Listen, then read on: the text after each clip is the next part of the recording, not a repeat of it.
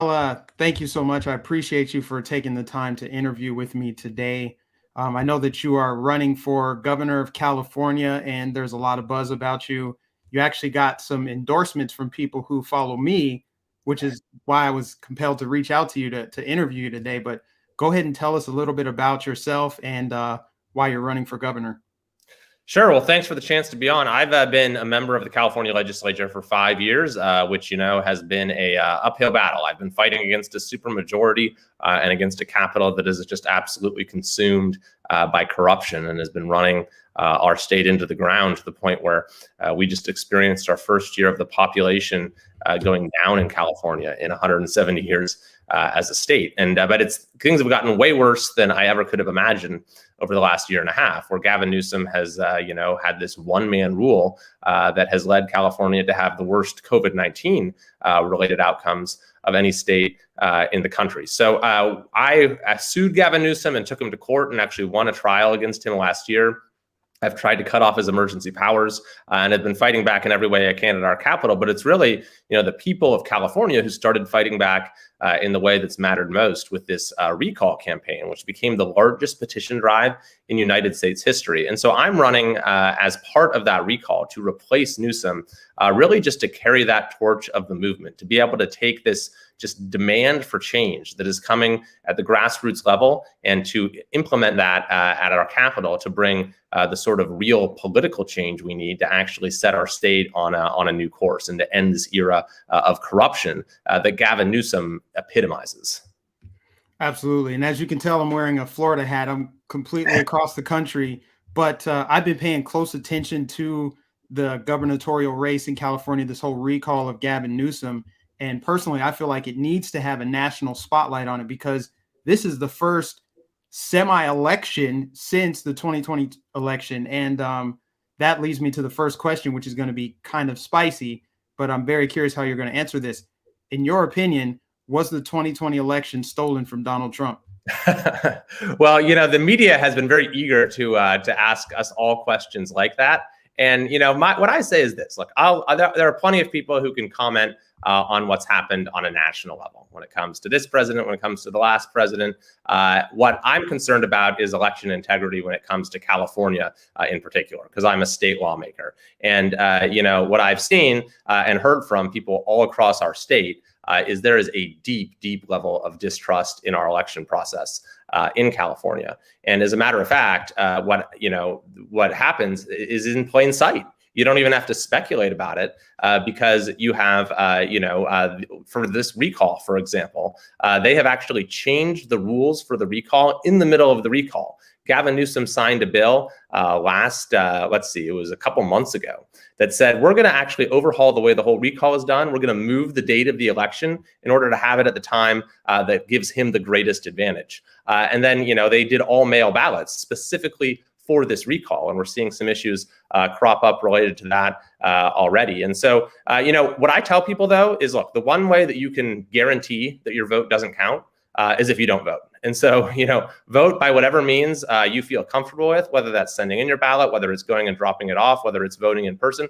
Personally, call me old fashioned. I don't know what was ever wrong with the system where, we all voted on the same day. We presented an ID when doing so, and then we learned who won that night. Absolutely. I agree. I actually covered a story last week where 300 ballots were found in the backseat of somebody's car. And he was, I guess, robbing mailboxes. I have no idea. But that just undermines the confidence that voters would have in the election process. The fact that they're doing mail-in ballots. And I had a feeling this would happen once the Delta variant rose. It would be the perfect justification for mail-in ballots. So it's good to know that you are old-fashioned and that you should vote in person, one vote per person, an ID, all of that good stuff that is basically common sense, right? Next question for you, though. Would you describe yourself as America first? Well, certainly. I mean, that's I should again reiterate that, of course, America first. We all put our country, our national identity probably, I think as kind of the cornerstone of our political identity. Although I know you're in Florida, and I love Florida, but I'm trying to, recreate the California identity that has always been kind of central to our really what our state is, and what it stands for. And the California dream has always sort of been the full realization of the American dream, right? Where you could go and the American dream was realized in all its glory, where anyone could get ahead, where you could start a new life, where you could do anything that you wanted. It was sort of this incredible land of opportunity, and in a way that America has always been. And yet we have moved so far from that, and as a state. And, we have deviated from America's founding values in so many ways. And we've now become the state that, it used to be the state where anyone could get ahead. It's now the state that so many people can't wait to leave behind. And so I'm fighting, yes, absolutely, for, American principles, and to stop, the attempts by our political elites in California to defy these basic foundational American principles like the Constitution, like separation of powers, like checks and balances, like representative government. But I also believe in the California dream as something that can actually lead the nation in the right ways. Ronald Reagan, when he was governor, when he was inaugurated as the governor of California, he said California should never take second place.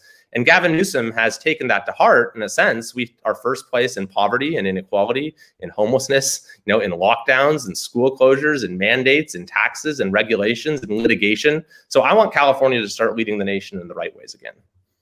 Absolutely. And have you always been a conservative, or is this something that you kind of picked up on along the way? Yeah, I would say so. I mean, as far as I can remember having any feelings about politics growing up, I grew up in a community that, works really well. And I had the chance to go to great public schools. And it was, an area, and it's the area I represent now, that is anchored by the values of family, community, and faith. These are the things that make our communities tick. And so I sort of formed my political views as being about, the role of government should not be to take over those sort of institutions, the family, the community, the church, and what have you. But the government's role should be a limited one. It should be to do the basic things like, manage our forests and pave our roads and maintain our grid and store our water and fund our police. Do the things government is supposed to do them well, and do nothing else. Aside from that, people should be able to live their lives as they see fit. And communities should be able to guide their own future without the government constantly encroaching on them. Absolutely. And I actually just visited California back in early July, and that was my first time out there as an adult. And I got to see that it's not just super liberal. There's actually a strong conservative base there, especially once you get outside of the major cities. With that said, the major cities tend to lean heavily Democrat, and they kind of, I guess, control the statewide elections and just kind of how policy gets enacted. What is your plan to kind of appeal to the more progressive base in California in order to earn their vote? Yeah, well, I'll tell you this, Mike, is Gavin Newsom is the most sort of a rabidly partisan and divisive governor in the country. But ironically, he does have this way of bringing people together, by uniting them against him, because he's done things that are just so offensive to people of all partisan affiliations. And if you look at who the people on the front lines of this recall were, yes, it's a lot of Republicans, but it's also a lot of independents, a lot of Democrats, a lot of Bernie-crats. I've had people who have donated to my campaign who said, I've never donated to a Republican. In fact, they said the only person I've ever donated to is Bernie Sanders, but I just want to get my kid back to school. I want to live in a state where I'm allowed to go to work, or I'm allowed to keep my business open. I want to be able to get my unemployment check that I'm entitled to. I want to be able to drive on halfway decent roads. I don't want to have to walk down the street and, trip over, homeless folks everywhere I go. People just want to, what I say is this: you should be able to take pride in your governor. You should be able to think about your governor with pride. You shouldn't have to think about your governor much at all. Everything should just kind of work. And then you should be able to live your life as you see fit. And I think that sort of idea of getting back to basics is one that, people are uniting around. And so I think at the end of the day, maybe we'll come together again as a state once we get rid of the nation's most divisive governor. Absolutely. And as a state legislator, you know very well that the legislative body is made up of primarily Democrats. So as governor, how would you be able to get anything done as a Republican, given that politics is so divisive. Everyone's pretty much towing the line of their political tribe. How will you be able to get anything done if Democrats are in control of the state legislature? Yeah, so I know these folks quite well because I've been a member of the legislature for 5 years. And what I'll tell you is this: the one thing that they respond to is political pressure, which is the fear of losing their job. So when they see the governor has just lost his job, it's going to be a whole new ballgame. And I'll know how to apply that political pressure to actually get them to take action finally on the key problems that we have here in California. And if they don't, then I'll say, look, fine, I'll take the issue to voters again in 2022. And you can face the same fate as Gavin Newsom in next year's election, a wave election that will set our state on a whole new course. Okay, great. And I just want to go down the list of a few items which I feel are important to most voters, regardless of what state they're in. But specifically California, our largest state, it's got, a lot of people there. It's got a strong economy for the most part, but there's still a lot of problems considering it's got the highest taxes in the nation. And yeah, just basically the way things are working there. So as governor, how would you handle the current public health crisis, the pandemic? Well, I would look to what other states have done that have fared a lot better than California, where they've had a balanced approach and have trusted their citizens. I think that decisions should be made locally, and the most local level there is that of the individual citizen. And so people are very familiar with COVID-19 by this point. It's not a mystery. What it is, what its risks are, how you can go about protecting yourselves. And so I would place those decisions in the hands of citizens when it comes to things like, for example, wearing masks at school. That should be in the hands of parents. It shouldn't be something that is ordered by the government. When it comes to, whether to take the vaccine, that is a matter of individual choice and personal freedom. When it comes to whether to keep your business up and running, that is your decision. It shouldn't be the decision of the government. Gavin Newsom has tried to keep us sort of locked into this pandemic mentality. We've had the worst restrictions of any state in the country on everything. I mean, I'm not even exaggerating. We've been the very worst of the 50 states when it comes to school shutdowns, when it comes to business shutdowns, when it comes to church shutdowns, when it comes to mask mandates, when it comes to vaccine mandates, now when it comes to vaccine passports. And it hasn't gotten us any good. It hasn't done us any good. We have had actually some of the worst public health outcomes in the nation as well when you measure our overall mortality rate. Yes, and how will you plan to tackle the homeless situation? Because I know there's an extreme wealth disparity in LA alone, where you can go from Beverly Hills to Skid Row in about 10 minutes. And then San Francisco has an explosive tent city epidemic, I guess you could call it that. What would be your plan to tackle the homelessness? Well, I would do things 100% different than Gavin Newsom has. The problem has gotten much worse under Gavin Newsom. Well, it's actually getting better across the rest of the country. Our unsheltered homeless population in California is now 9 times larger than the next closest state. Yet Newsom has kept throwing more and more and more money at homelessness. We spend so much money on homelessness. It's incredible. And $12 billion more just this year. Yet the problem continues to get worse. And his latest, the only thing resembling an idea he has is he just wants to throw people in hotel rooms and hope that magically solves the problem. What we need to do, and what's been shown to work on the basis of evidence, is to have some facility that's away from where people live, that where people can be put, because you can't move them along according to the courts unless there's some place for them to go. And then you connect them to the services that people need, like mental health counseling, drug treatment, job training, and so forth. Absolutely. And bridging off of that, California is a place that I, at one point before graduating college, was looking at trying to live there. I was trying to move there, and I just wasn't able to because the cost of living is so high. And you mentioned early on that a lot of Californians are fleeing because of that shrinking middle class, and it's hard to live there. How would you go about changing that? Because the taxes are so high, and it's a struggle for people to just get by living an ordinary life. Yeah, that's absolutely right. And it's working families, it's middle class families who are the ones that are leaving the state because they just cannot afford to live here. I mean, you can get a good job out of college, you can work really hard, and you won't be able to afford a down payment on a house here in California until you're in your 40s. The median price of a home, the median price is over $750,000. it's way higher than in other states across the country. And that's true of all dimensions of the cost of living, energy costs, and certainly the taxes. And, we'll start with taxes. So Gavin Newsom just signed a $267 billion budget. It's by far the largest in state history.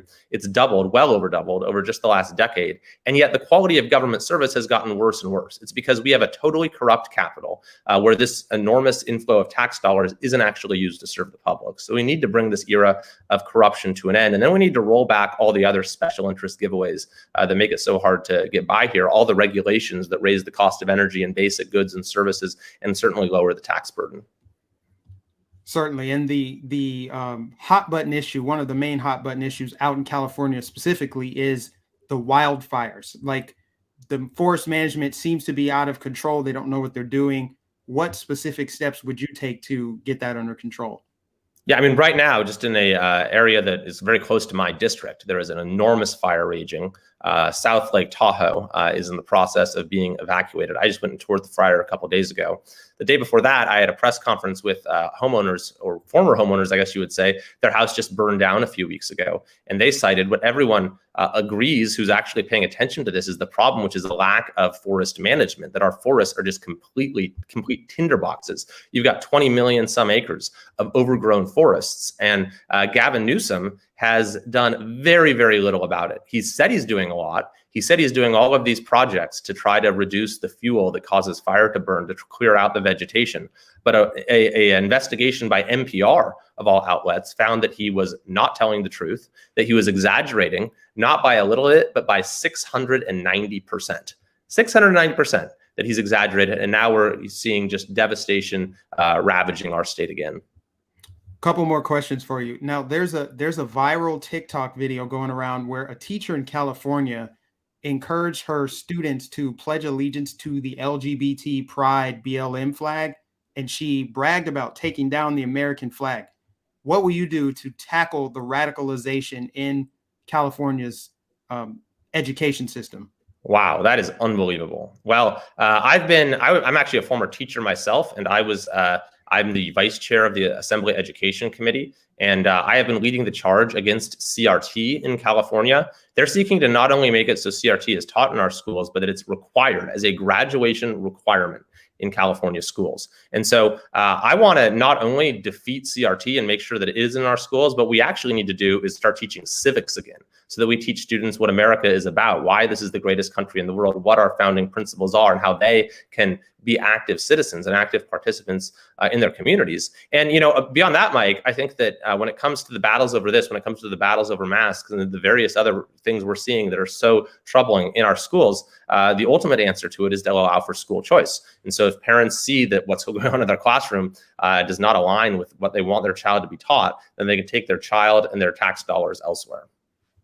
I couldn't agree more. That is a very important issue to me specifically, because, the children are the future. And if they're not educated to understand why it's important to uphold the Constitution and believe in the founding principles, then we cease to have a country, because they'll be future voters. So That's really important. I like that answer. Last question for you. There's a lot of candidates running for governor.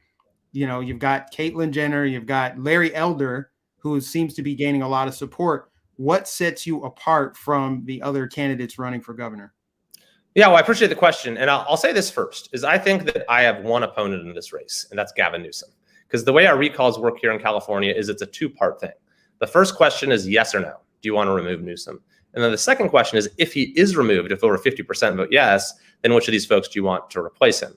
And so none of us, whether that's Larry or anyone else or me, is going to become the new governor unless we get over 50% of voters to remove Newsom.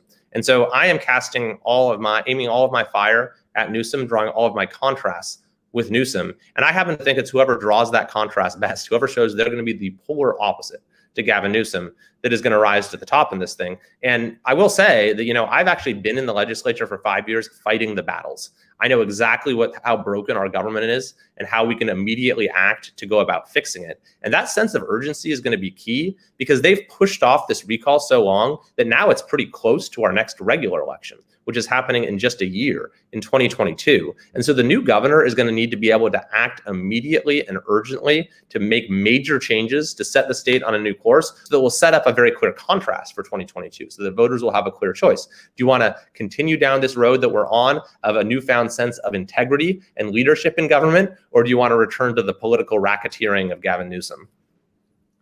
Awesome. Well, thank you so much for taking the time to interview with us today. I wish you luck. I know it's coming up in a few weeks here, and hopefully everything works out for you. And yeah, thanks for being a guest on my channel. Awesome. Thanks, Mike. All right. Thank you. Take care. You too.